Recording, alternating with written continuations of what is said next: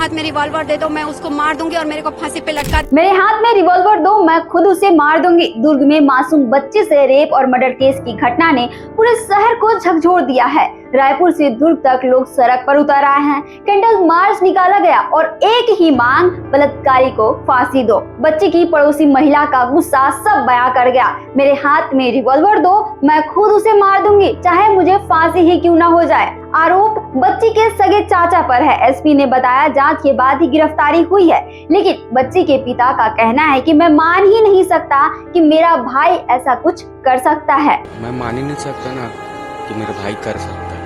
मैंने उसे अपने बेटे जैसा पाला है। सरकार से लेकर वकील तक अब इस केस में जुड़ गए हैं। सुप्रीम कोर्ट के 5 वकील, भिलाई के टॉप क्रिमिनल लॉयर और विधायक मिलकर बच्ची को इंसाफ दिलाने की लड़ाई में जुटे हुए हैं। अब पूरा शहर एक आवाज में बोल रहा है, दरिंदे को फांसी दो। छत्तीसगढ़ से जुड़े और अपडेट्स के लिए आप देखते रहें वयम छत्तीसगढ़।